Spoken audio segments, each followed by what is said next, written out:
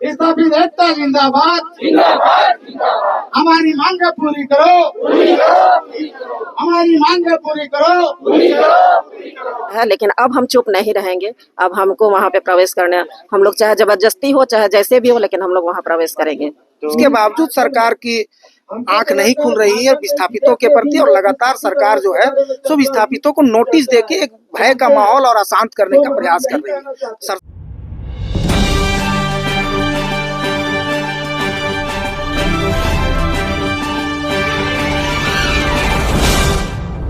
देखिए, सीधा सीधे उद्देश्य है कि सरकार के साथ 2015 में हमारी एक समझौता हुई थी विस्थापितों के साथ। 2015 में हटिया विस्थापित परिवार समिति के बैनर तले सरकार के साथ एक सहमति हुई थी कि यहाँ एक स्पेशल पैकेज बना के यहाँ के विस्थापितों को राहत दी जाएगी, और उसी राहत के क्रम में यहाँ आवास का निर्माण हुआ था। आप लोग देख रहे होंगे कि इसका नामकरण भी हो गया आवास का विस्थापितों के नाम पर। यहाँ रघुवर दास जी खुद आए थे उस समय, तत्कालीन मुख्यमंत्री, और उन्होंने इस क्षेत्र का, इस कॉलोनी का नामकरण भी किया था विस्थापितों के नाम पर। लेकिन आज तक विस्थापितों को 5 साल हो गया हैंड ओवर किए हुए, विस्थापितों को आवंटित नहीं हुआ। और सरकार से बात हुई थी कि जब तक लोगों को आवास मुहैया नहीं कराया जाएगा, एक भी घर नहीं तोड़ा जाएगा, उसके बावजूद सरकार की आंख नहीं खुल रही है विस्थापितों के प्रति, और लगातार सरकार जो है सो विस्थापितों को नोटिस देके एक भय का माहौल और अशांत करने का प्रयास कर रही है। सरकार से हम यही मांग करते हैं कि विस्थापितों के साथ जो सहमति बनी है रोजगार मुआवजा के साथ साथ आवास का, वो पूरा करे। नहीं विस्थापित शांत बैठ जाएंगे, और नहीं अन्यथा विस्थापित जोरदार आंदोलन आगे और भी विस्थापितों के द्वारा दिखना पड़ेगा। विस्थापितों को अगर यहाँ पर बैठने नहीं दिया गया तो कौन लोग हैं जिनके नाम पर आवंटित हुआ है?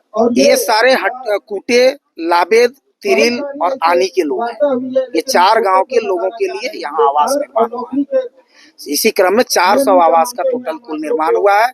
ये सर्वे होके नामकरण एक व्यक्ति के नाम से सर्वे हुआ, उसके हिसाब से आवास का निर्माण हुआ है। आज आप लोग हम लोग का एक पूर्व घोषित कार्यक्रम था कि सरकार चूंकि हमको हमारी आवास दे नहीं रही है, और जो आवास में हम रह रहे हैं उसे छीनने का ही प्रयास हो रहा है, तो एक सरकार के पास इसीलिए आया है कि आवास किसके लिए सरकार हमको बता। यदि मेरे लिए आवास नहीं है तो मेरे लिए सरकार क्या वैकल्पिक व्यवस्था कर रही है, सरकार बता दी, जिसके चलते हम लोग अपने आवास में स्वयं प्रवेश करने हेतु आए थे। पंकज साहब हटिया विस्थापित परिवार समिति के अध्यक्ष। आप लोग यहाँ धरना प्रदर्शन क्यों कर रहे हैं? आपकी मांगे क्या है?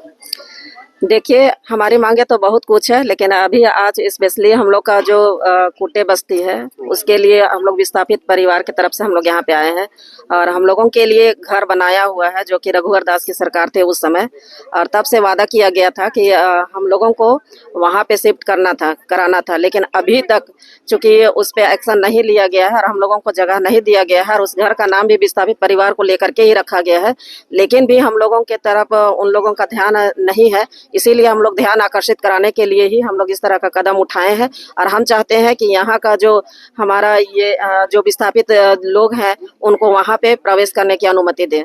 ये घर तो कब से ही बनकर तैयार है, तो आप लोग अभी धरना प्रदर्शन कर रहे हैं? जी, हम लोग का धरना प्रदर्शन लगातार हम लोग का चल रहा है, लेकिन बात है कि चूंकि हम लोग कानून को हाथ में लेना नहीं चाहते हैं और कानून का सपोर्ट करना चाहते हैं, हम लोग प्रशासन का सपोर्ट करना चाहते हैं, और इस तरह का जो भी हम लोग जमीन दिए हैं हम लोग सोचते रहे हैं कि हमारा एरिया डेवलप हो रहा है, लेकिन ऐसा नहीं कि हम लोग एक रूम देते देते हमारा पूरा ही चीज को छीना गया है, और हम लोग इंतजार कर रहे थे, और इंतजार के कारण ही हमारा दिन इतना बढ़ गया है। लेकिन अब हम चुप नहीं रहेंगे। अब हमको वहाँ पे प्रवेश करना, हम लोग चाहे जबरदस्ती हो चाहे जैसे भी हो, लेकिन हम लोग वहाँ प्रवेश करेंगे। तो इस घर बने हुए काफी दिन हो गया, कुछ लोग इसमें रह भी रहे, तो आप लोग नहीं रह रहे? जी नहीं। कौन लोग है जो रह रहे हैं? पता नहीं कौन लोग रह रहे हैं, लेकिन हमारे जो जिनके लिए बना हुआ है वो लोग यहाँ पे नहीं है। आप लोग का पहला धरना प्रदर्शन है? जी नहीं, हम लोग का लगातार धरना प्रदर्शन चल रहा है। हम लोग डायरेक्ट टेबल टॉक भी हम लोग का होता है, और इस तरह का प्रदर्शन भी होता है। मेरा नाम जहाना परवीन हुआ, और टुंडू लुतरी पंचायत है नगड़ी ब्लॉक का, जिसकी मैं उप मुखिया हूँ और उप मुखिया संघ का अध्यक्ष नगड़ी प्रखंड।